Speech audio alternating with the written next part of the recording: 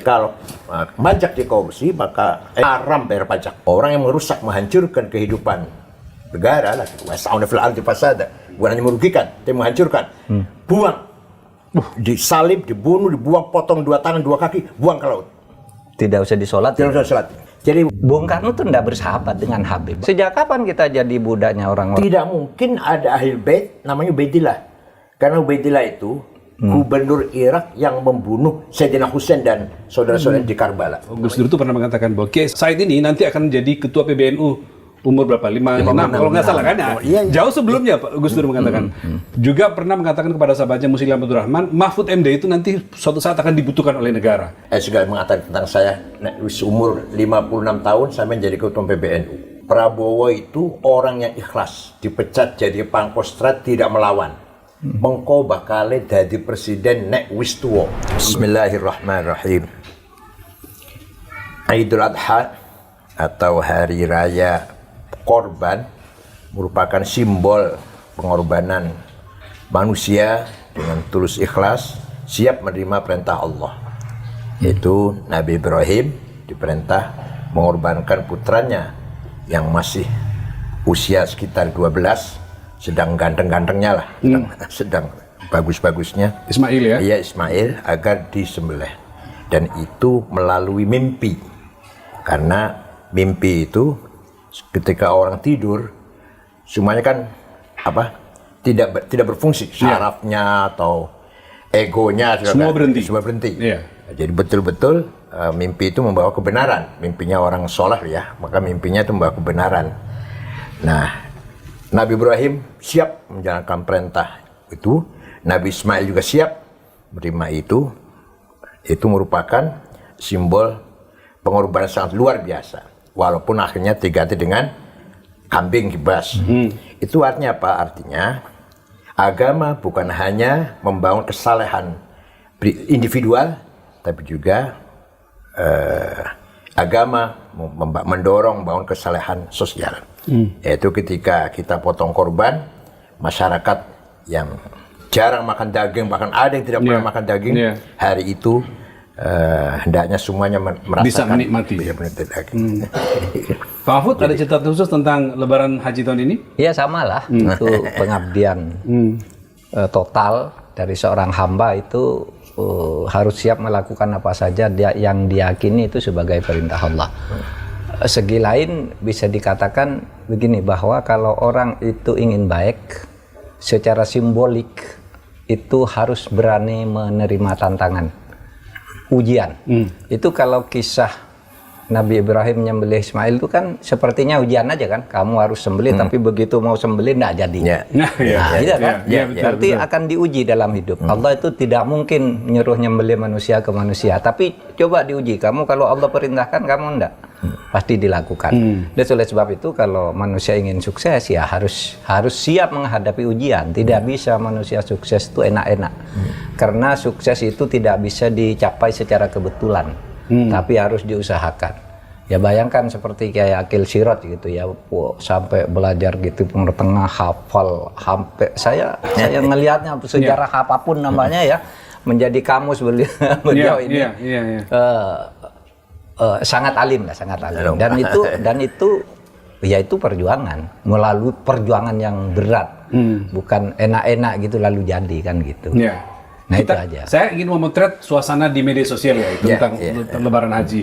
Yang agak ramai tentang misalnya yang tadi Kiai sebutkan itu ada kurban dan segala macam, masyarakat mendapatkan dagingnya. Ada lalu bicara siapa sih yang berhak mendapatkan? Apakah itu misalnya layak diberikan kepada orang-orang yang di pelosok yang sangat miskin, atau bahkan misalnya daging itu bisa bahkan dikirim ke Gaza, ke Palestina sana untuk umat Islam yang menikmati, atau umat manapun bisa menikmati. Saya kira kalau di sebelah kanan kiri kita masih banyak orang yang butuhkan, itu layak mereka utamakan mendapatkan. yang paling ya. Justru itu yang utamakan. Ya. Jadi ada apa namanya grade-nya itu, pertama yang masih family. Saudara, tahapan-tahapannya yang miskin, yang masih ada hubungan family. Setelah itu yang miskin tetangga yang paling dekat, terus sampai ketika masih ada kemungkinan masih ada berlebih, baru kita kirim ke Gaza atau kemana lah ya. Jadi tujuannya memang memberikan apa namanya? Supaya mewujudkan kegembiraan bersama. Kegembiraan bersama. Hari gembira, hari raya. Ya, saya saya ngambil medsos karena apa-apa sekarang itu orang namanya di medsos Pak. Iya. Dan bicara soal medsos Pak Mahfud, kita lihat hal-hal yang viral belakangan ini. Salah satu yang viral itu pernyataan Kiai Said ketika diwawancara oleh teman kita di podcastnya Akbar Faisal tentang Kiai Said itu mengatakan bahwa selama ini Islam itu cenderung hanya dijadikan kepentingan politik, dan ketika itu dijadikan kepentingan politik pasti ada penyimpangan di dalamnya. Pak Yai, saya minta menjelaskan, nanti Pak Mahfud juga ikut menambahkan. Sebelum kita masuk ke pembabakan ini, Pak. Agama itu apa sih? Agama itu sebuah cara, metode untuk membangun hubungan yang baik antara makhluk dan yang Allah Tuhan yang menciptakan makhluk itu. Sama sekali jauh dari kepentingan politik yang membedakan satu sama lain, atau ada menang ada kalah, ada di atas atau di bawah. Nggak ada itu, nggak ada. Semua manusia ciptaan Allah.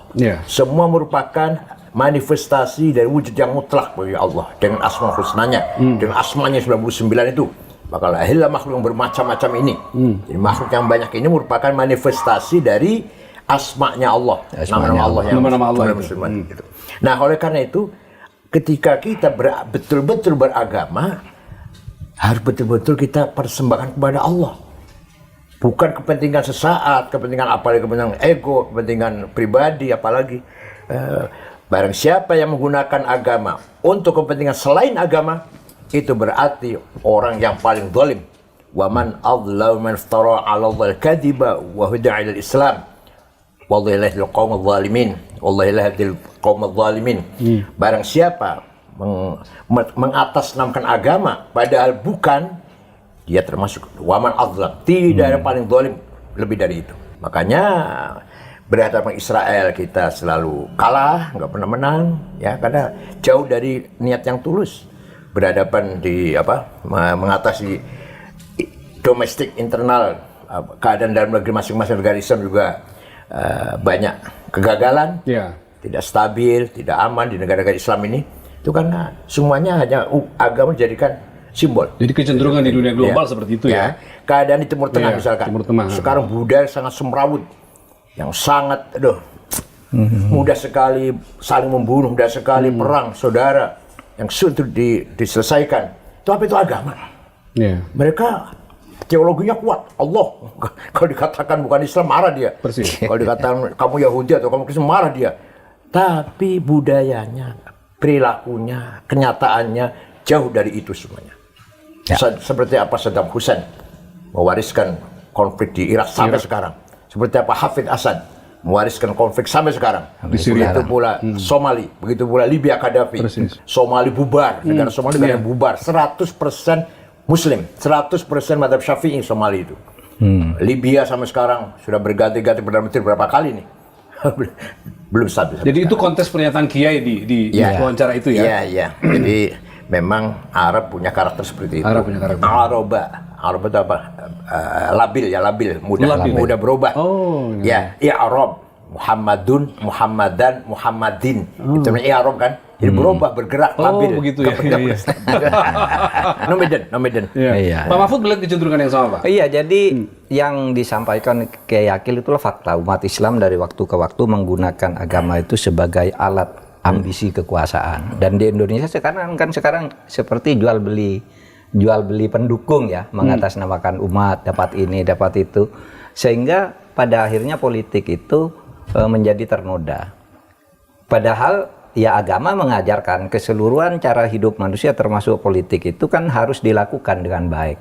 Itu sebabnya dulu Al-Ghazali itu kan mengatakan gitu, ad-din wa sultan tau'aman. Menegakkan agama, memperjuangkan kebaikan agama dan punya kekuasaan sultan politik itu saudara kembar. Ad-dinu usun atau aslun wa sultan harisun. Agama itu nilai perjuangan, sedangkan kekuasaan itu pengawalnya. Jadi kalau Anda beragama kok tidak punya kekuatan politik, itu akan lemah. Itu sebabnya Kiai Hasyim Asy'ari dulu mengeluarkan fatwa jihad. Fatwa jihad kan? Risalah. Itu kan agar politik itu tertata dengan baik, memperjuangkan agama. Gitu, kebenaran, kebaikan agama untuk seluruh umat manusia.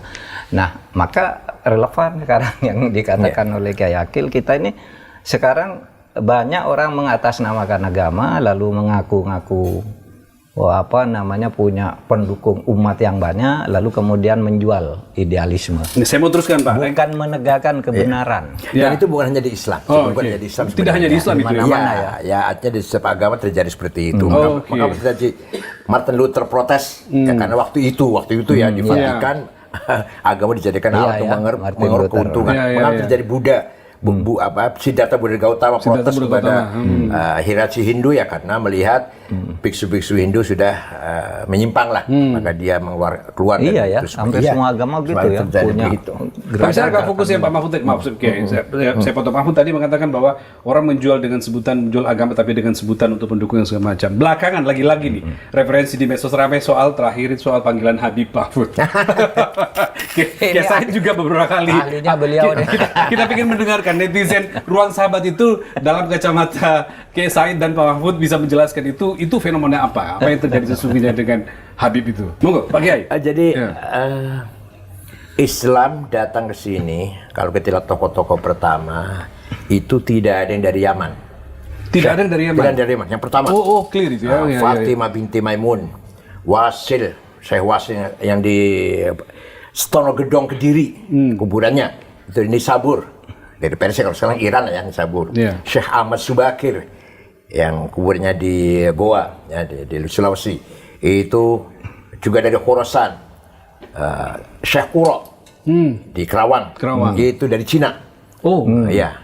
Jadi Maulana Ishaq dari Tobruk, dari kota perbatasan Mesir Libya. Nah, kemudian setelah ada penjajah Belanda mendatangkan Arab dari Yaman itu. Dari Yaman. Periode berikutnya baru muncul. Jauh. Ini kan sebelum Wali Songo ya, kedatangan yang saya sebut tadi sebelum Wali Songo. Nah, di sini terjadi manipulasi ya. Sengaja memamerkan ya, memasang gelar Habibnya itu supaya mendapatkan posisi yang lebih terhormat daripada yang lain. Itu berhasil seperti itu di Indonesia dan Malaysia dan Brunei lah. Malaysia juga ada ya? Iya. Untuk status sosial mereka dapatkan. Ya, kalau di bertangga ada. Di Mesir biasa aja, yang alim, yang berilmu, yang berkualitas ya dihormati orang. Betul. Yang tidak biasa jadi pegawai, jadi pekerja walaupun di Alatos atau Segaf, hanya di kita ini. Nah, saya bukan ahli nasab ya, Hanya saja secara rasional, mereka itu katanya akhirnya Ubaidillah bin Ahmad Al-Muhajir bin Isa. Nah, tidak mungkin ada ahli bait namanya Ubaidillah. Karena Ubaidillah itu gubernur Irak yang membunuh Sayyidina Husain dan saudara-saudara di Karbala. Namanya Ubaidillah. Oh iya, yang peristiwa Karbala itu. Ya, namanya Ubaidillah. Yang eksekutornya atas perintah Yazid, Khalifah Yazid. Al-Amawi. Maka ahli bait itu nggak ada namanya Yazid. Ayo cari ada nggak namanya Yazid? Nggak ada. Amrun nggak ada. Muawiyah nggak ada lagi malah. Begitu. Ubaidillah nggak ada. Cuma nggak ada Habib nama Ubaidillah. Nah, sedangkan itu katanya semua ini turunan Ba'alwi bin Ubaidillah bin Ahmad bin Isa bin Muqaddam nanti Ja'far Shadiq. Jadi menurut saya rasional saja tidak mungkin ada Habib namanya Ubaidillah. Itu artinya. Tapi saya bukan ahli nasab.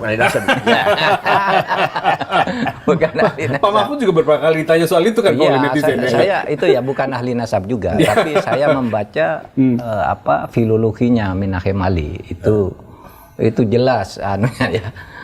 Nampaknya tidak ada kaitan itu antara apa yang sekarang disebut habaib di Indonesia itu dengan Ali atau dengan Nabi Muhammad apalagi gitu.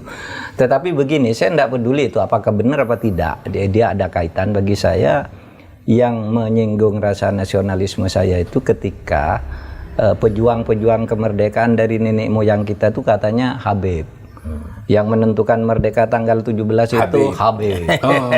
Waduh. Jadi klaim-klaim seperti itu yang Pak Mahfud terganggu gitu ya. Ada surat resmi Bung Karno ya, dalam surat menyoratnya dengan Hasan itu dia merasa jengah dengan Habib. Saya nih kok begini ya, Habib nih kok begini ya, merasa menindihkan diri. Saya tidak suka kata Bung Karno. Ada suratnya. Ada suratnya itu. Ada suratnya. Nanti bisa dilihat.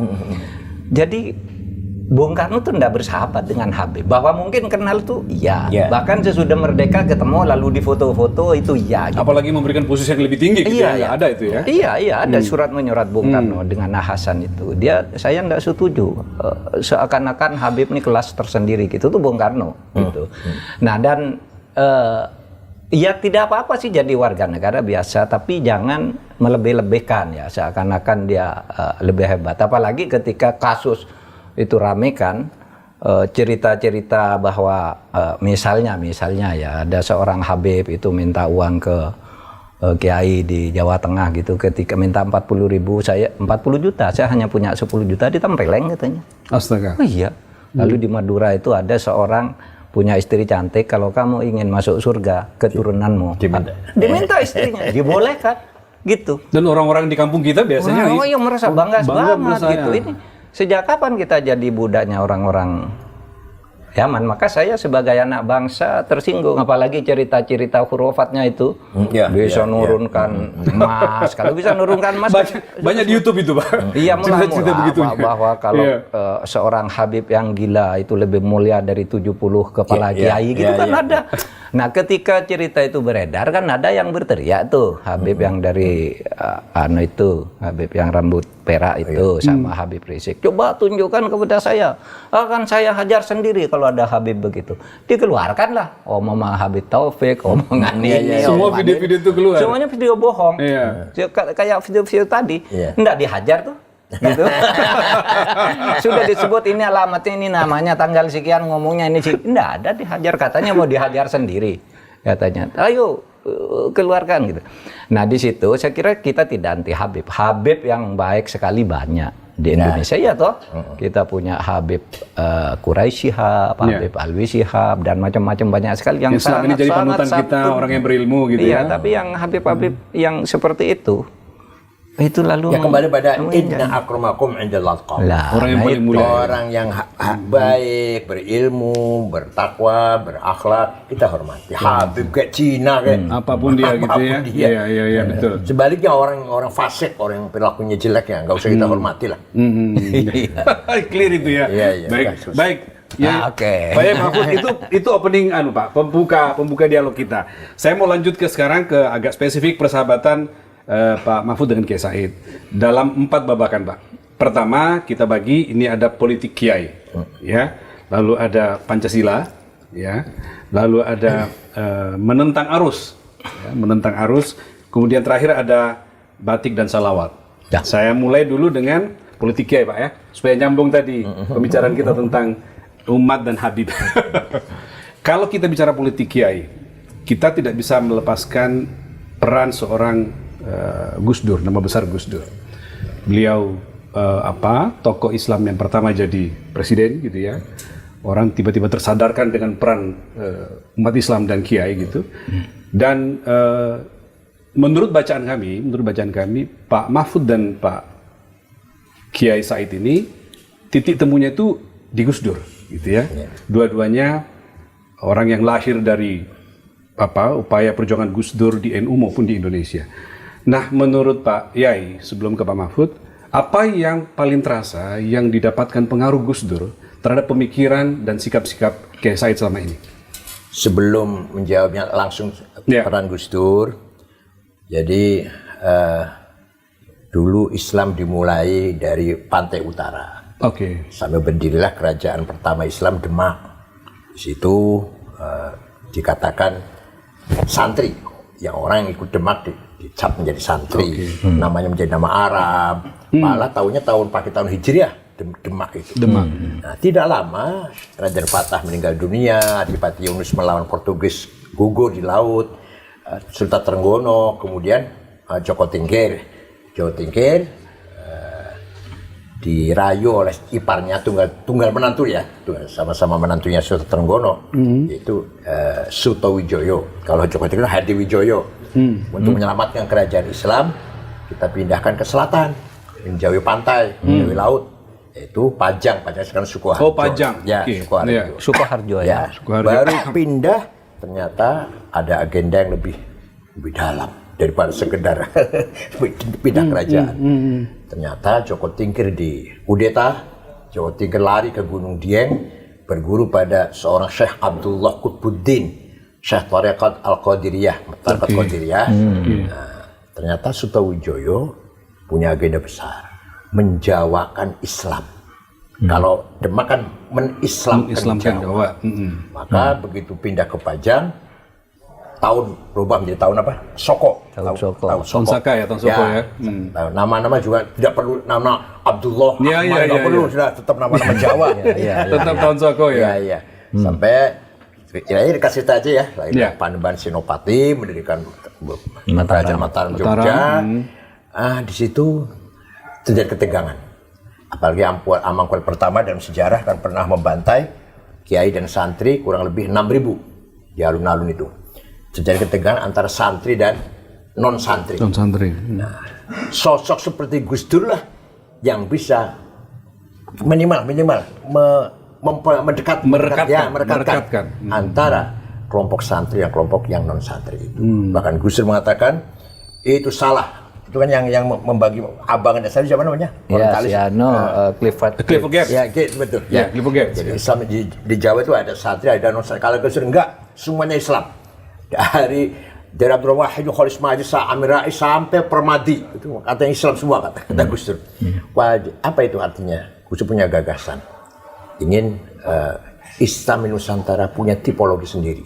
Tidak seperti di Timur Tengah atau Islam Arab yang mudah sekali mengadu domba, mengadu antara Islam dan budaya, teologi dan budaya. Ini pemikiran Gus Dur. Iya. Saya pahamnya itu Gus Dur yang menjadi penengah, jadi perekat pertemuan antara santri dan yang non santri tadi. Oleh Gus Dur semuanya sama, Islam semuanya lah. Nah, maka Gus Dur sering punya teologi membumikan Islam. Islam. Nah, saya tahun 2015 punya ide Islam Nusantara. Islam Nusantara adalah Islam yang dibangun di atas budaya. Budayanya lestari, Islamnya jadi kuat. Itu luar biasa itu. Luar biasa. Dan itu juga terrefleksi dari gagasan Gus Dur yang jauh sebelumnya gitu ya. Iya, saya terpengaruh. Jelas pengaruhnya. Gus Dur mengatakan membumikan Islam. Kalau saya Islam Nusantara. Ternyata beberapa hal yang sangat-sangat positif kita miliki Nusantara ini yang tidak dimiliki oleh orang-orang Timur Tengah. Sehingga di kita ini seorang ulama seperti Hasyim Asy'ari, ya ulama, ya pahlawan nasional. Begitu pula kiai-kiai yang lain ya, atau Kiai Wahid Hasyim atau Idam Khalid. Sedangkan di Timur Tengah yang ulama saja hanya bicara Islam, yang nasionalis saja. Jamal Nasir, Hafidz Hasan, Saddam Hussein. Di sini kita Hasyim Asy'ari, ya ulama, ya nasionalis. Ya sekaligus jadi nasionalis. Di Timur Tengah tidak ada itu. Kenapa? Karena di sini sudah selesai.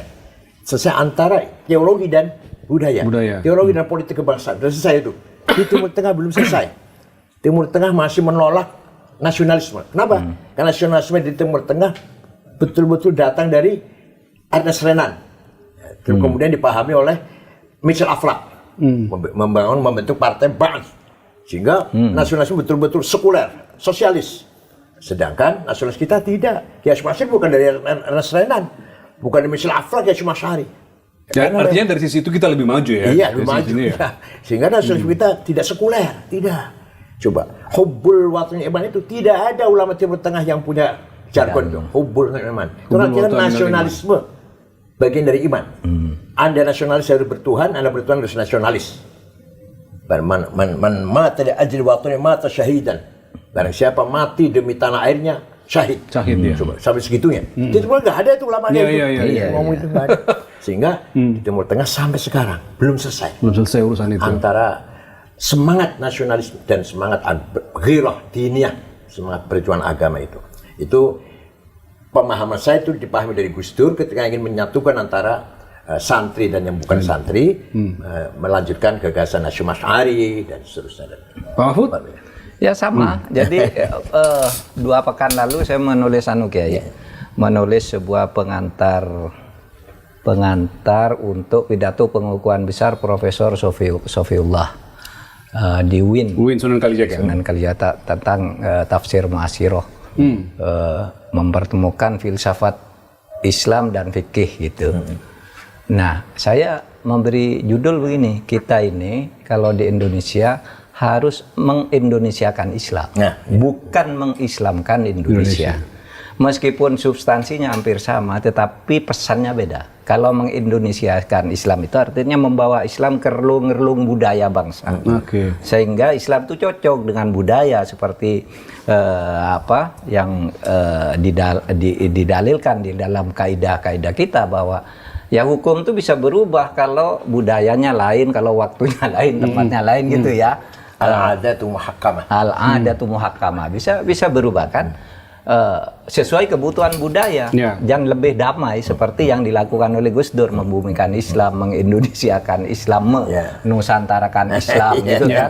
Islam Nusantara itu kan budaya dan tidak ada tafsir tunggal ya tentang dalil agama, dalil yang sama, qot'inya sama, itu tafsirannya di dalam bentuk hukum berbeda dari waktu ke waktu. Oleh sebab itu misalnya orang, kamu jangan makan riba, itu kan dalilnya sama. Tapi cara menurunkan hukum riba itu berbeda-beda. NU menganggap begini, Muhammadiyah begini, di sana bank konvensional haram, di sini halal dan sebagainya. Padahal dalilnya sama. Nah itulah sebabnya lalu kebutuhan budaya itu, ya kebutuhan budaya sejauh tidak melanggar prinsip-prinsip, menurut saya ya bagus. Makanya Islam di Indonesia ini damai. Cuma itu saja sering dipolitisir seperti itu. Lalu tapi unsur-unsur Arab radikal seperti dikatakan Kiai Said yang membedakan nasionalisme dengan apa namanya teologi. Iya, itu kan di sini masih sedikit-sedikit ada. Oleh sebab itu ada apa misalnya terorisme dan sebagainya yang punya pandangan harus begini gitu ya. Seperti dulu terjemahan lain, implementasi lain dari saya yang Ikhwanul Muslimin itu Kutub ya, Said Kutub ya. Yang kemudian sangat radikal itu yang kemudian banyak juga terimpor ke sini, tapi secara umum itu sudah bisa diatasi. Cuma kita harus hati-hati. Kita negara udah punya BNPT dan sebagainya ya, kemudian lembaga-lembaga yang menyiapkan. Ya, pesantren sudah diajari tentang apa hidup berkebangsaan, apa namanya yang pluralis. Yang menariknya, di pesantren itu ngaji fikih. Ketika kita baca kitab fikih, ya kisos, potong tangan, ada itu di pesantren. Ya rajam, ya potong tangan. Tapi Kiai tidak pernah mendakwahkan itu. Ayah saya sendiri penceramah. Sebagai ilmu didapatkan. Iya. Tetapi sebagai implementasi tidak didakwahkan ke sana. Iya. Ayah saya itu kalau dakwah ini, contoh ayah saya sendiri kalau dakwah. Ayah saya itu Rois Syuriah cabang. Kalau dakwah, ayo puasa. Masih belum kuat. Ya, asal dari puasanya lah. Sebulan itu ada puasanya, jangan berat banget. Jangan kosong sekali gitu. Iya, ayo sholat. Begitu ya? Ayo sholat. Belum bisa 5 kali. Ya ada sholatnya lah sehari semalam itu. Sampai segitu. Puasa kalau enggak kuat sehari, puasa bedug.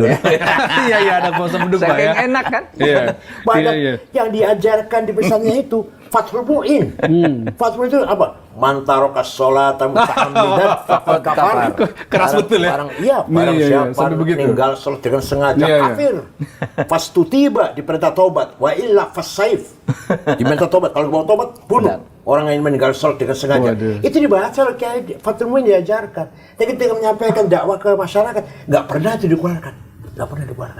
Lagi-lagi konteks itu penting ya, situasi itu yang Pak Mahfud sampaikan tadi. Bukan hanya contohnya, semua Kiai ini seperti itu semuanya. Saya mau lanjut lagi Kiai dengan tentang Gus Dur dan politik Kiai. Dari bacaan kita nih, ada banyak peran yang cerita di mana Gus Dur membawa Kiai Said dan Pak Mahfud itu sebagai dua tokoh Nahdien ke dalam pusaran perjuangan di NU dan makin besar perannya di pemerintahan Indonesia. Ya, apa yang Pak Mahfud lihat? Dari titik itu seperti apa Gus Dur membawa Anda berdua, Pak Mahfud dan Kiai Said ini sebagai tokoh yang di mata Gus Dur ini, jadi pernah ada cerita yang kita baca bahwa Gus Dur itu pernah mengatakan bahwa Pak Said ini nanti akan menjadi ketua PBNU umur berapa? 5, 6 kalau nggak salah kan? Jauh sebelumnya Pak Gus Dur mengatakan. Juga pernah mengatakan kepada sahabatnya Muslim Abdul Rahman, Mahfud MD itu nanti suatu saat akan dibutuhkan oleh negara. Dan terbukti jadi ketua MK, jadi menteri, jadi anggota DPR. Tolong diceritakan sedikit Pak tentang itu. Ya begitu, saya melihat ya Gus Dur itu begini, sesudah reformasi itu Gus Dur tuh mencetak lagi kader-kader NU untuk tampil di etalase politik dan pemerintahan di tingkat nasional. Luar biasa. Lalu munculnya tokoh-tokoh yang di era reformasi itu kan dulu tidak diduga-duga juga. Misalnya saya tiba-tiba diangkat jadi menteri kan. Betul. Menteri pertahanan lagi. Banyak Ketika orang tidak mengenal Mahfud itu siapa? Kenal Mahfud itu siapa? Ibu Mega tanya itu, Ibu Mega. Sopo Mahfud iki. Jangan-jangan dipecat lagi oleh Gus Dur gitu. Sehingga sahabatnya Gus Dur tuh Muslim Abdurrahman, Gus, iku sopo? Pak Muslim menanyakan. Ya Muslim Abdurrahman sopo? Lim katanya. Ini nanti orang ini akan dibutuhkan oleh negara. Kamu lihat aja katanya. Waktu Gus Dur, itu, itu ada tulisan Muslim Abdurrahman ketika membuat endorsement sebuah buku. Waktu Gus Dur baru wafat itu, lalu bercerita di situ dia di situ. Itu ini dibutuhkan nanti katanya orang seperti ini gitu. Itu Gus Dur, maka muncul kan tokoh-tokoh yang dari itu. Dari NU itulah, ya. Yang NU itu sebelum reformasi, sebelum Gus Dur tampil gitu kan, kadang-kala NU itu dianggap dipandang sebelah mata aja kan. Iya. Dulu kalau di kampus-kampus gitu nggak berani loh ngaku NU, nggak berani. Ada masa itu Pak dulu. Ada masa itu. Begitu reformasi Gus Dur jadi presiden, ternyata profesor-profesor di berbagai kampus tuh hampir semuanya NU. Keluar bahwa saya dari pesantren ini itu saya gubernur BI siapa? Burhanuddin Abdullah. Burhanuddin Abdullah. Itu menyembunyikan betul ke NU. Padahal dia tok aneh towek dari Garut. Itu sembunyikan betul kan sampai bisa jadi gubernur. Setelah Gus Dur baru kemudian identitas NU itu menjadi iya, dulu kalau orang NU itu mau sekolah ke luar negeri gitu. Kalau tidak masuk Golkar nggak bisa. Filenya tuh masuk ke meja Menteri Pendidikan. Ini orang NU nggak boleh. Harus Golkar dulu. Dan titik perubahan orang tentang NU memananya setelah Gus Dur menjadi. Iya, Gus Dur tuh membawa NU ke ke percaturan yang proporsional sesuai dengan perjuangan NU yang dulu mati-matian memperjuangkan kemerdekaan sampai mengeluarkan resolusi jihad di saat-saat kritis itu. Resolusi jihad itu. Kan itu. Kiai Said diramalkan akan jadi ketua PBNU dan ternyata dua periode menjadi ketua PBNU. Saya pahami Gus Dur kalau bicara bukan hanya logika yang dipakai. Oh, oke. Untuk menyampaikan kebenaran itu ada melalui yang pertama kali namanya insting. Bahasa Arabnya ghorizah. Insting paling rendah. Karena binatang juga punya insting, anjing misalkan atau monyet. Ya. Yang kedua lebih tinggi dari insting adalah feeling. Feeling bahasa Arabnya atifah, kecerdasan rasa yang sangat tajam. Tapi feeling itu masih kurang kuat, kurang tajam. Kenapa? Karena dibarengi dengan keinginan. Ingin saya hari ini nggak hujan, Pak. Saya feel saya nggak hujan nih, Pak. Karena ingin saya nggak hujan. Kecampuran kepentingan masih. Yang ketiga firasat. Firasat itu ada hadisnya, ittaqu an firasatil mu'min. Hati-hati dengan firasatnya orang mukmin. Ada itu ya. Orang mukmin itu kalau punya firasat banyak benarnya lah kira-kira. Firasat masih rendah. Yang paling tinggi adalah intuisi, kasyaf. Yaitu direct illumination. Nur mubashir, cahaya langsung dari Allah. Maka ketika beliau ngomong itu bukan dari siapa-siapa, langsung dari Allah. Contoh, ketika seminar di Gedung Pustaka Nasional. Waktu itu judulnya mengenang jasa Jenderal TB Simatupang. Narasumbernya 4, 2 muslim, 2 non muslim. Yang non muslim Yakub Utama dengan Romo Muji Sutrisno. Yang muslim Pak Rudini dengan Gus Dur. Nah, Gus Dur datang, nggak mau naik ke atas, duduk di bawah dulu. Ya, biar orang tiga dulu lah. Tidur, nyenyak, berkeringat. Begitu beliau dipersilakan, saya bangunkan. Gus, panjenengan Gus. Saya tuntun, walaupun masih melihat, ini jauh sebelum masih jadi ketua PBNU lah. Naik ke atas, itu omongannya 3 orang, dikomentari semua. Orang pun tepuk tangan. Tadi orang sudah tahu Gus Dur nyenyak tidur, tapi perkataannya Yakub Utama, Pak Rudini. Kayak menyimak dengan baik gitu. Dalam tidurnya menyimak dengan baik. Itu namanya kasyaf, intuisi.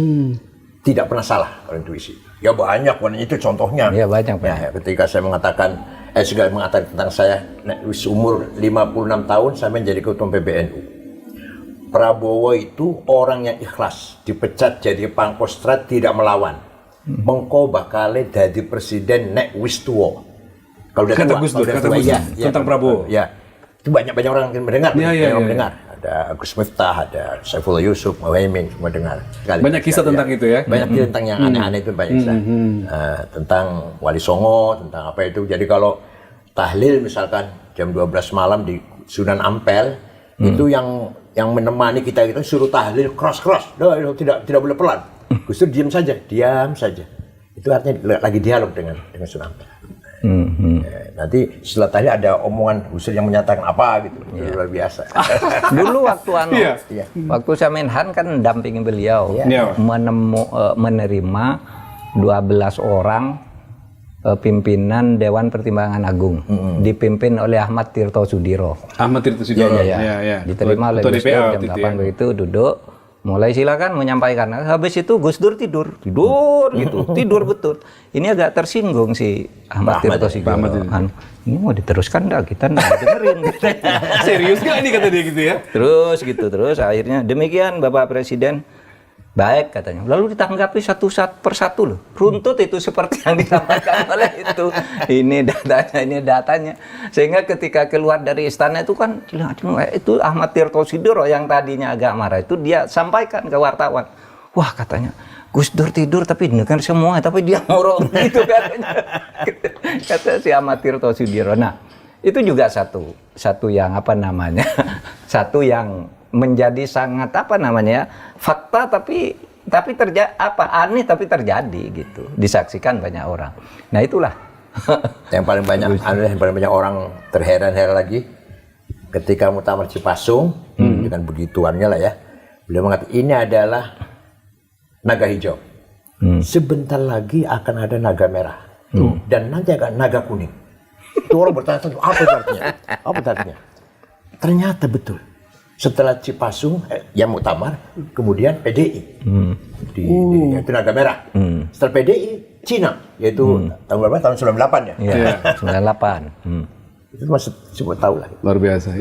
Kita beranjak ya Pak Yai? Iya. Tadi udah politik Kiai, tadi Gus Dur, kita sekarang masuk ke Pancasila. Ini Pancasila. 1 Juni kemarin baru kita peringati Pancasila. Dan Kiai Said, Pak Mahfud itu pernah sama-sama di BPIP. Sampai sekarang masih BPIP. Saya masih. Dulu bareng Pak Mahfud. Ya. Ada yang khas karena kita lihat tokoh Islam itu yang sejauh ini getol atau suka sekali bicara tentang ideologi dan Pancasila gitu. Itu adalah Pak Mahfud dan Kiai Said. Tentu yang lain juga ada, tetapi kita melihat kesamaan di sisi itunya. Apa yang menjadi kesadaran Pak Mahfud dan Kiai tentang ideologi ini harus selalu disampaikan, termasuk menjelaskan ideologi Pancasila? Pak Mahfud dulu. Karena gini ya, perbedaan antar manusia itu fitrah. Tetapi manusia itu harus hidup bersama. Itulah sebabnya kita harus punya ideologi sesuai dengan kebutuhan tempat. Nah, saya ikuti itu pemikirannya Gus Dur, negara itu perlu enggak? Ya perlu. Tapi sistem bernegara itu bisa beda-beda. Misalnya di dalam Al-Quran banyak kata negara kan, khalifah, khilafah, kholaif, kemudian sultan, bilad, balad gitu, itu kan negara lah, mengacu pada negara. Tapi berarti negara ada di kehidupan manusia. Itu sebabnya Nabi Muhammad mendirikan apa yang kalau menurut konvensi Montevideo PBB itu syarat negara itu kan ada 3, ada rakyatnya, ada wilayahnya, ada pemerintahnya. Nah, Nabi Muhammad itu sudah negara, cuma waktu itu belum ada definisinya. Ya. Nah, tetapi kalau negara itu penting, lalu sistemnya itu sesudah Nabi beda-beda. Kalau Nabi itu kan teokrasi murni, hukumnya dari Allah, dari Nabi gitu. Tidak ada legislatif, tidak ada yudikatif, Nabi sendiri kan. Tapi begitu Nabi sudah beda. Siapa waktu zaman sesudah itu kan harus ada DPR, harus ada apa. Sistemnya beda-beda. Abu Bakar dipilih misalnya ya, terus Umar itu ditunjuk, Utsman itu lewat formatur, Ali dibayat lagi gitu. Sampai sekarang lahir sistem bernegara itu lebih dari 57 negara Islam sekarang ini dengan beda sistem. Sehingga saya katakan Islam itu yang penting substansinya harus ada pemerintah yang adil. Pemerintahan harus ada, rakyatnya ada, harus adil bijaksana. Soal bentuknya mau demokrasi boleh, mau kaisar boleh, yang penting adil. Iya kan? Mau republik boleh, mau kerajaan boleh, mau federal boleh. Apa saja boleh. Itu di 57 anggota negara OKI itu negara disebut negara-negara Islam, negara kaum muslimin, tapi beda-beda. Semuanya kaum muslimin gitu. Sehingga saya katakan kalau di Indonesia sih, kenapa sih orang kok berteriak-teriak khilafah gitu ya? Itu dia. Khilafah itu kan sebuah istilah yang generik ya. Khilafah itu pemerintahan. Indonesia ini kalau di bahasa Arab kan bisa juga khilafah al Indonesia gitu ya. Cuma kok mau dibangun khilafah gitu. Nah, dulu ada yang mau berdebat, ayo kita debat tentang ini. Saya bilang, nggak usah debat, tunjukkan saja kepada saya sistemnya itu apa. Yang diajarkan dalam Al-Quran Sunnah. Nggak ada. Terus, yang mana yang benar? Khulafaur Rasyidin, Khulafaur Rasyidin aja beda-beda. Saya bilang, yang mana yang benar tuh di antara 4? Semuanya Rasyid. Iya, semuanya Rasyid. Semuanya Rasyid. Padahal beda kan? Ada penunjukan, ada pemilihan, ada apa gitu. Sampai akhirnya lahir republik, lahir kerajaan, lahir ini macam-macam kan. Di berbagai negara ada kerajaan Islam, negara Islam Pakistan, ada negara Islam Malaysia kan beda-beda. Brunei, kemudian Libya itu sistemnya beda. Beda-beda semua tuh. Tapi mereka merasa ini yang Islam gitu. Kita di Indonesia juga ini Islam yang cocokkan. Nah, itulah yang disebut mengindonesiakan Islam. Pak Yai tentang ideologi tadi? Tapi sebenarnya begini ya. Terus terang saja nih. NU sebelum dipimpin Gus Dur masih ada kecenderungan ingin tatbik syariah. Ingin menjalankan syariat Islam. Sebelum ketuanya Gus Dur. Sebelum Gus Dur. Masih ada semangat. Ada kecenderungan itu masih. Semangat itu masih ada. Sebelum 84 ya. Dengan soft bukan radikal. Iya, betul. Berarti cita-cita itu loh masih ingin belum hilang, menegakkan masih ada yang perasaan seperti itu. Islam berjalan di Indonesia setelah Gus Dur itulah final dan Ki Ahmad Siddiq yang waktu itu bahwa Pancasila 1945 NKRI Bhinneka sudah final. Jangan ada organ yang bermimpi ingin merubah Pancasila. Itu tahun 84. Maka menerima asas tunggal Pancasila. Kemudian beliau sangat dekat dengan Pak Harto waktu itu, sangat dekat sekali. Blusak-blusak biasa itu. Nah, suatu saat Gus Dur ingin mengadakan apel setia pada Pancasila. Rencananya 2 juta orang kumpul di Senayan. Pak Harto tersinggung. Yang tersinggung Pak Harto. Ini mau apa? Sopos ya. Begitu ya. Pak Rudini sebagai Mendagri melarang itu dilakukan. Menjegal masa akan datang. Menjagal masa yang akan datang. Sehingga akhirnya sekitar 100.000 lah. Itu pun diisi dengan santri-santrinya Siddiqiyah, santrinya Muhammad. Nah, setelah Gus Dur nulis dengan tangan sendiri kepada saudara Soeharto, saya tidak tanggung jawab kalau umat Islam Indonesia seperti Aljazair. Waktu itu Aljazair, partai yang menang Partai Islam Radikal, Abbas Madani namanya. Abbas Madani waktu itu. Kemudian dibatalkan oleh PBB atau oleh Prancis lah. Prancis. Artinya Bang Kiai, siapa tahu sejak lama Gus Dur membaca kekhawatiran itu sehingga dilakukan gitu ya, menyadarkan masyarakat. Bahwa kita ini mau apel Pancasila. Kenapa nggak boleh? Saya tidak tanggung jawab kalau akan lahir kelompok radikal seperti atau kelompok radikal akan menang. Islam radikal akan menang seperti Aljazair. Waktu itu Partai Islam Radikal menang, ketua Abbas Madani. Ada istilah mulai Gus Dur dan Pak Harto agak renggang. Makanya jadi konteks pertemanan persahabatan saya dengan Pak Mahfud itu kita melihat ketika sejumlah tokoh pergerakan Islam masih mengharapkan Islam sebagai ideologi itu, 2 tokoh ini sudah kemana-mana menjelaskan tentang betapa ideologi Pancasila itu menjadi. Apalagi kalau kita lihat Piagam Madinah. Ketika Nabi Muhammad hijrah ke kota Yathrib, itu namanya kota Yathrib namanya. Dulu ya Madinah sekarang. Karena yang bangun itu namanya seorang namanya Yathrib.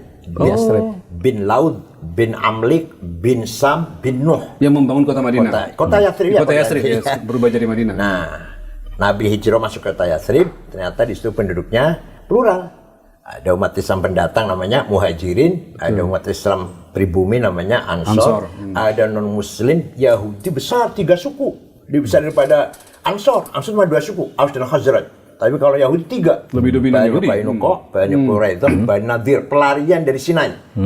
Ketika Yahudi sampai Sinai, Nabi 40 tahun, Nabi Musa meninggal, Nabi Harun Yusha meninggal, Yahudi bercerai-berai, kebanyakan ke Eropa. Nah, 3 suku ke Madinah, Yathrib, yang keturunannya jumpa dengan Nabi Muhammad.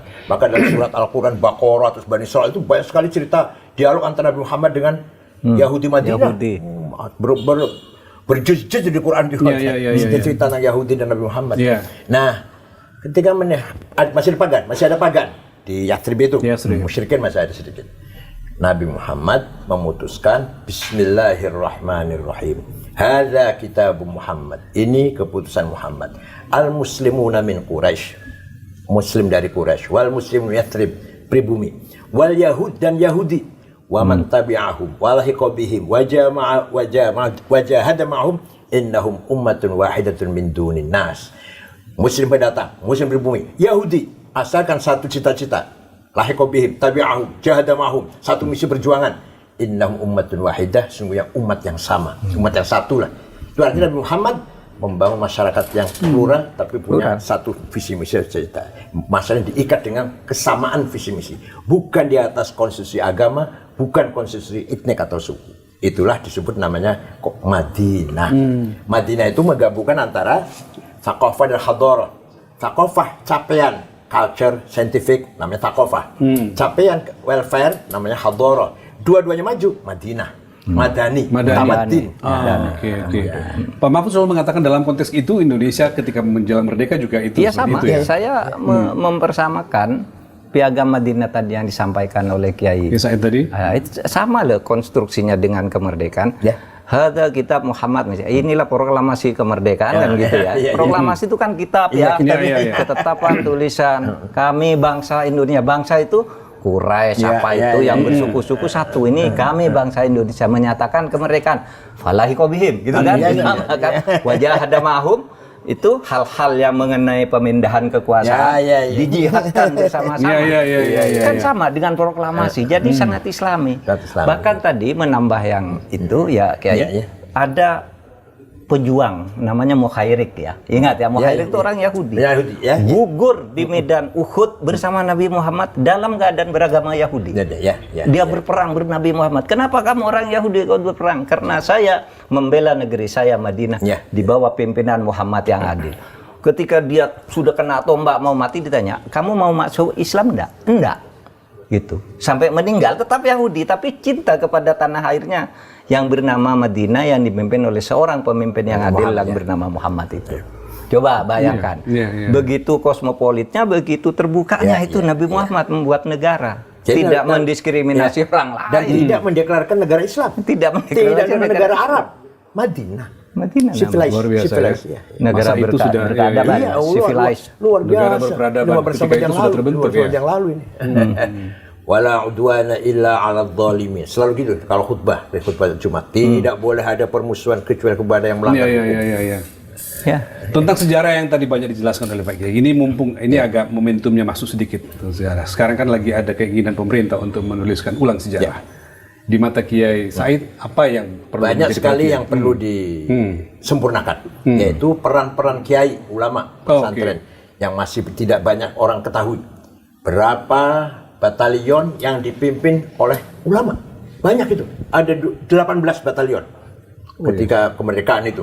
Termasuk Pak Munasir Ali, bapaknya Pak Ruzi Munir, Abdullah Abbas dari Buntet, Abdullah Abbas Yusuf Hasim dari Banten, dari Tasikmalaya. Banyak sekali yang memimpin batalion ya. Nah, kemudian setelah merdeka, mereka meletakkan senjata, pulang ke pesantren, kembali ke pesantren.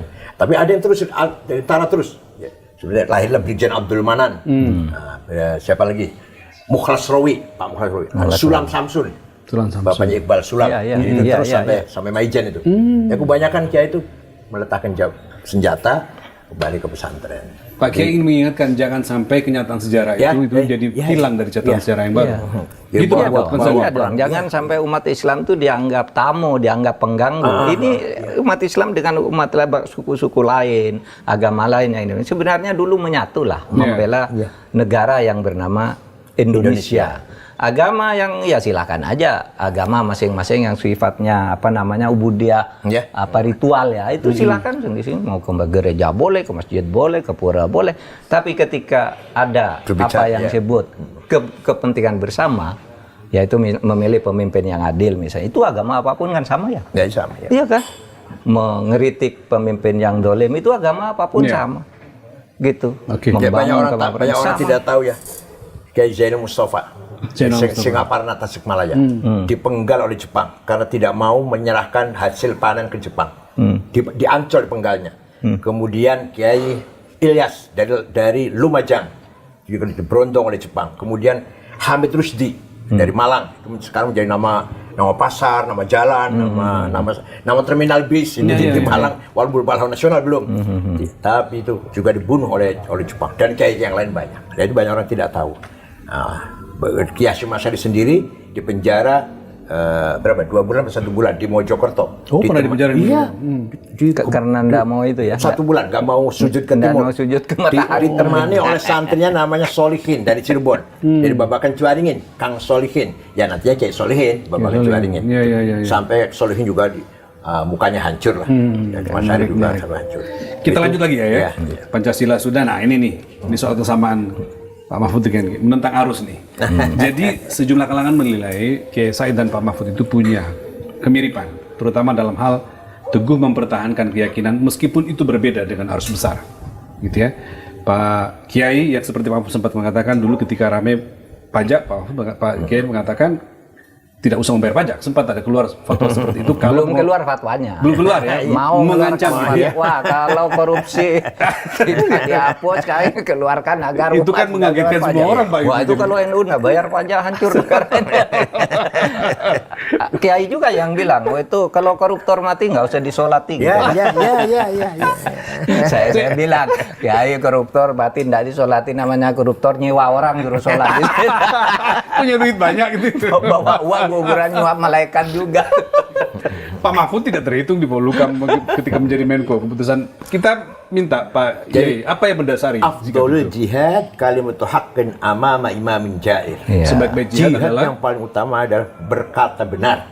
Apa yang sebenarnya lah kalimatu haqq. Sungguh pun itu tidak bisa. Iya, di depan pemimpin yang zalim. Jadi itu bagian dari jihad sebenarnya yang Iya. menyatakan sikap teguh seperti itu ya. Seperti Imam Hasan Basri, walaupun nggak angkat senjata. Imam Hasan Basri itu nggak setuju dengan Khawarij yang angkat senjata berontak nggak, atau Syiah. Tapi Imam Hasan Basri juga selalu mengkritik pemerintah dari waktu itu. Nah kita ini juga begitu sebenarnya. NU jangan jadi komplementer ya, jangan jadi pelengkap, Iya. penyeimbang. Ya, ketika pemerintah ada yang kurang pas lah ya, kita kritik. Kritiknya bukan berarti benci, bukan berarti ingin menaksirkan, tidak. Persis. Saya waktu itu bukan menteri Pak SBY datang ke Presiden di Munas itu. Iya, dan menteri-menterinya Menteri datang semua ikut ada kan. Surya Dharma, ada Pak Nuh. Menteri saya menyampaikan di forum itu. Iya. Nah, terus sebelum ke arena di pertemuan dulu, saya bilang itu hasil Bahtul Masail. Hasil pembahasan analisis pemahaman kitab kuning, bukan politik Pak. Kalau politik itu di belakang Bapak sampai tahun 2014 saya bilang. Itu di belakang Bapak. Jadi outputnya itu hasil kajian yang serius gitu ya. Hanya hasil Bahtul Masail. Kalau pajak di korupsi maka NU haram bayar pajak. Nggak usah bayar pajak. Tapi kalau koruptor mati tidak disolati memang ada dalilnya. Ada. Bahsul Masail juga. Iya. Nah, gimana tuh? Innama jazaa'ul ladzina yuharibuna Allah yas'una fil ardi fasada ayyuqtalu aw yusallabu taqta'im wal jumlah khilaf aw yunfau minal ardi. Orang yang merusak, menghancurkan kehidupan negara lah, yas'una fil ardi fasada, bukan hanya merugikan, tapi menghancurkan. Buang. Disalib, dibunuh, dibuang, potong 2 tangan, 2 kaki, buang ke laut. Tidak usah disolati. Tidak usah sholat. Itu dalilnya tuh. Iya. Itu Quran itu. Mengerikan ya. Merusak. Kalau menghancurkan ya seperti sekarang triliunan. Sekarang triliunan itu. Kalau sekarang sudah juta. Iyalah. Kalau sudah lebih dari 1 triliun. kita bikin batasannya nilainya berapa yang harus dibuang gitu ya. Nah, tapi semangatnya untuk menggempur korupsi itu aja sebenarnya. Pak Mahfud juga begitu kan, dicatat belakangan malah Pak Mahfud mengatakan tegas bahwa semua sektor di Indonesia sekarang ini ada korupsinya. Iya, dan sikap seperti itu yang jadi orang. Tapi gini, kalau Kiai Akil saya dianggap terlalu tegas gitu memang begini, kalau kami sehari-harinya kalau kami bergaul dengan orang seperti Kiai Akil saya tuh kan orangnya biasa aja, ndak angkuh, tidak apa kan? Iya kan? Orang menganggap itu Pak Mahfud tuh menteri kok sederhana banget sih, cuma gitu. Sama kayak Akil, ketemu orang kecil ngobrol, duduk gitu, ndak angkuh gitu.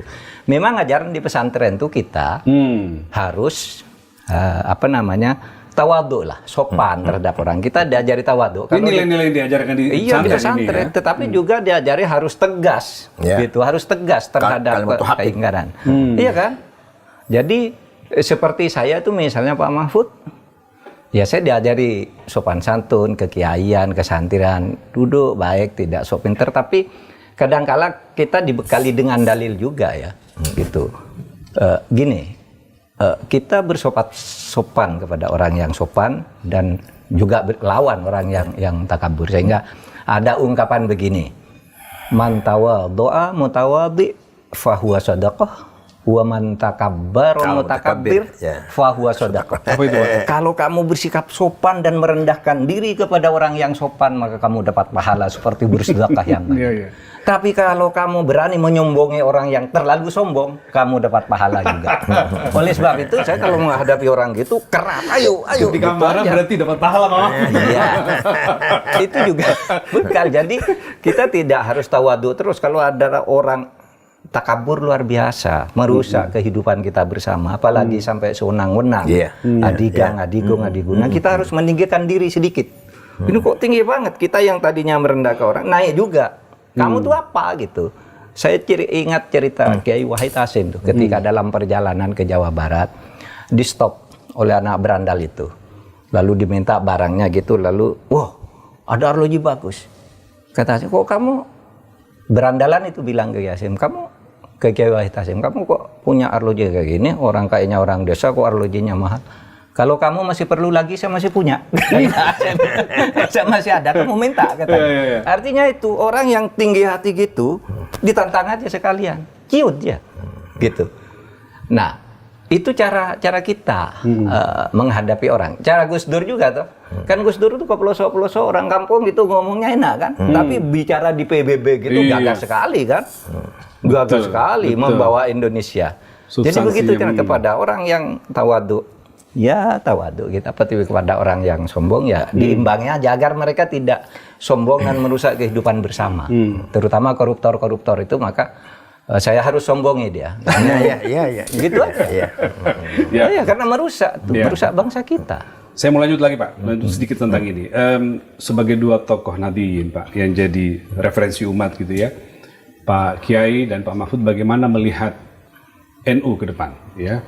Seberapa penting kontribusi berikutnya yang harus diemban oleh NU dan seberapa independen dia dalam kekuatan manapun. Siapa, Pak Kiai dulu? Ya, kenyataannya mayoritas umat Islam NU. Ya. Dan sekarang kan mayoritas yang miskin umat Islam, mayoritas yang masih pengangguran umat Islam, yang masih ketinggalan dalam pendidikan umat Islam mayoritasnya loh ya. Nah, disitulah kewajiban NU untuk membangun, merubah itu semuanya. Jauh dari kepentingan politik sebenarnya. Jauh dari kepentingan politik. Ketua PBNU harus jauh dari target politik. Mohon maaf, saya pernah ditawari Menteri Agama, saya nggak mau. Saya ditawari calon wapres sama Pak Prabowo, saya nggak mau. Akhirnya Pak Prabowo ngejak Pak Hatta Rajasa. Oh, waktu itu ya? Pada Yang pertama kali yang lawan rencana Jokowi itu. Ya bukan saya sombong, bukan. Ketika itu Pak ya jadi ketua PBNU ya, lagi menjabat ya. Saya nggak ingin meninggalkan amanah yang sangat mulia ini, yaitu mengemban, mengayomi, membela atau berpihak pada masyarakat Nadiyin yang kebanyakan marginal, kebanyakan pengangguran, kebanyakan petani pelayan yang belum mendapatkan haknya yang benar. Itu aja. Apa di pendidikan terutama, masih banyak buta huruf, masih banyak. Ya. Pak Mahfud?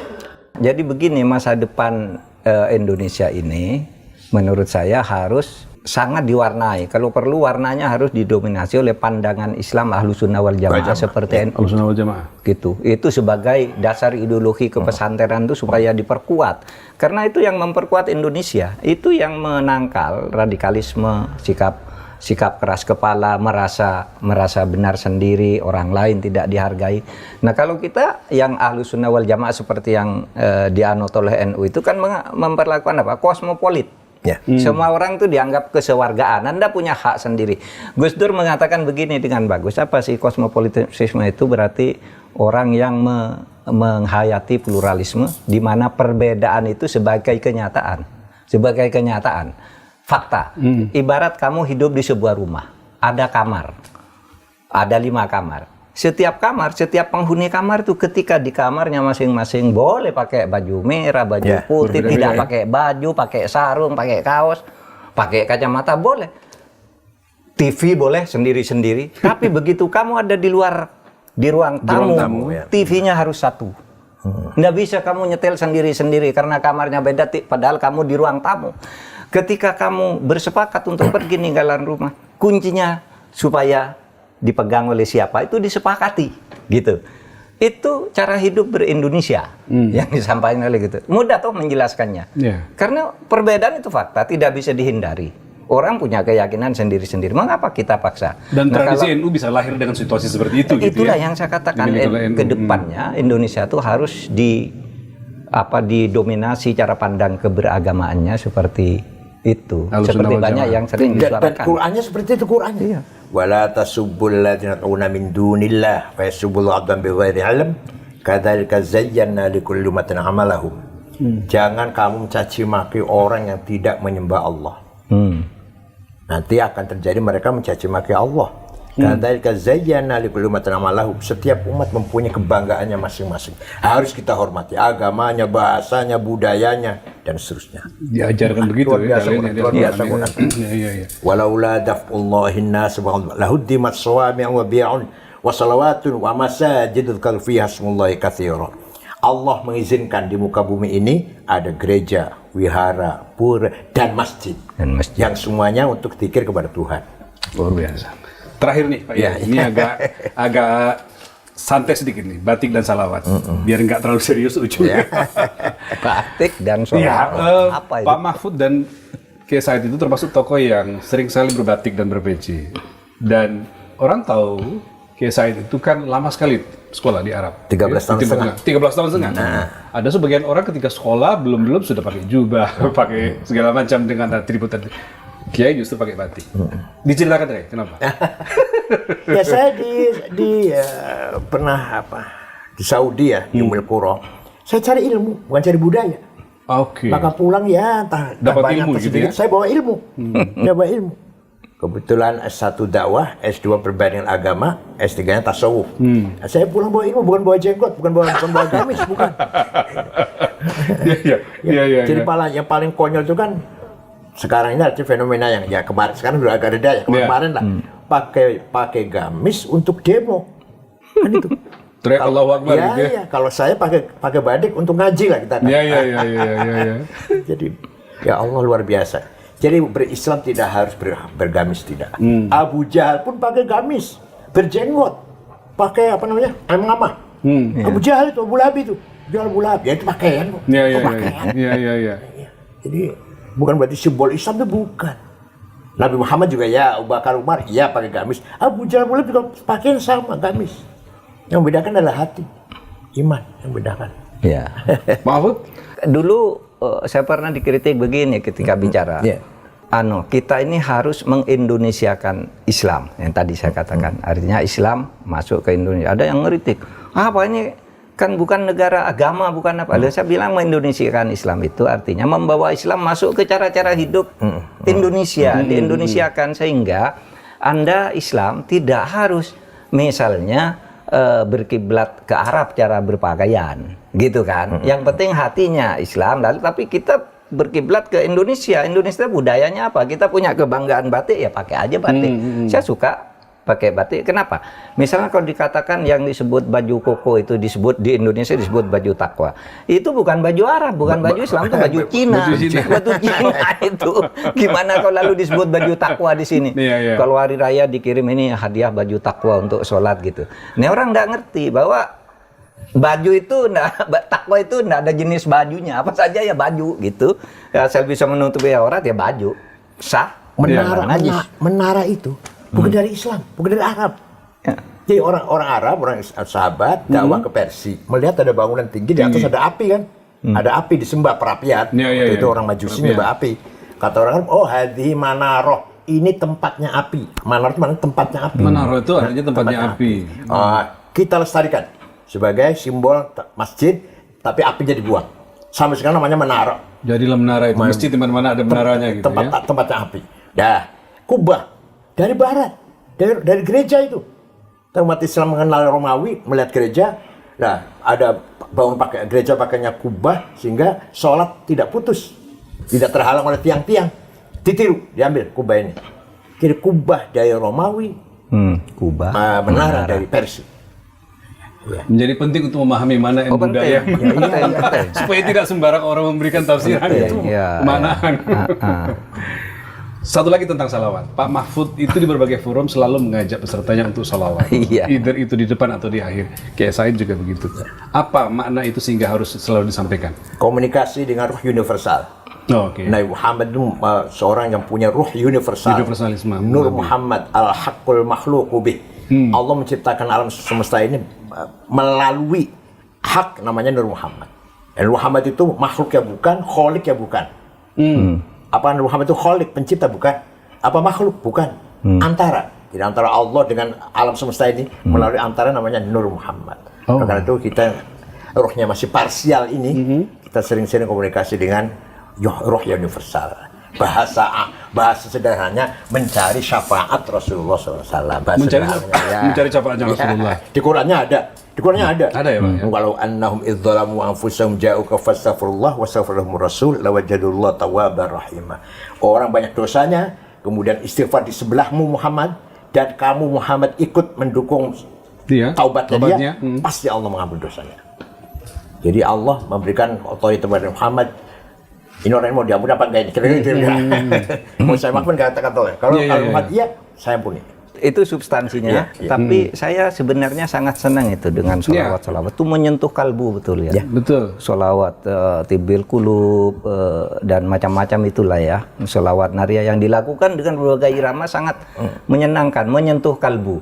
Sehingga pernah ada anak, taruhlah Wahabi gitu ya, menyerang saya. Kamu sholawat, nggak ada tuh ajaran sholawat dilakukan gitu, saya bilang. Itu dosa, saya bilang. Saya jawab, seumpamanya membaca sholawat itu dosa, saya akan tanggung dosa itu. Saya akan sholawat setiap hari, tidak apa-apa dosa. Saya akan tebus dengan amal yang lain, dia bilang. Diam dia. Kenapa kok orang haram lah, ini bid'ah lah. Apa, saya bilang, ini sejuk loh kita dengarkan sholawat. Itu memimpin sholawat yang menggema gitu ya. Iya kan? Sholawat asgil itu menyentuh sekali ya, tengah malam itu setel di TV di YouTube, waduh, gitu sejuk sekali. Lalu kita ingin sholat, ingin apa gitu kan, dengar begitu membaca sholawat gitu. Allah dan malaikatnya dia sholat dan Nabi. Inna Allah malaikatahu yusholluna 'alan nabi. Dan kita sehari semalam harus baca sholawat minimal dalam sholat. Harus wajib.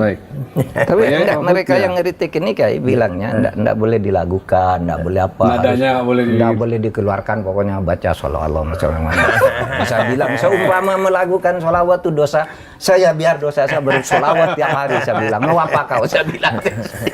Oh, dia nggak tahu ketika para sahabat memuji-muji Muhammad di lagu ya. Ada syair. Sofir bin Abdul Muttalib, Ka'ab bin Zuhair. Gitu ya? Iya, di lagu. Siapa lagi? Hasan bin Thabit. Sahabat-sahabat memuji dan Muhammad dengan di lagu. Dengan syair.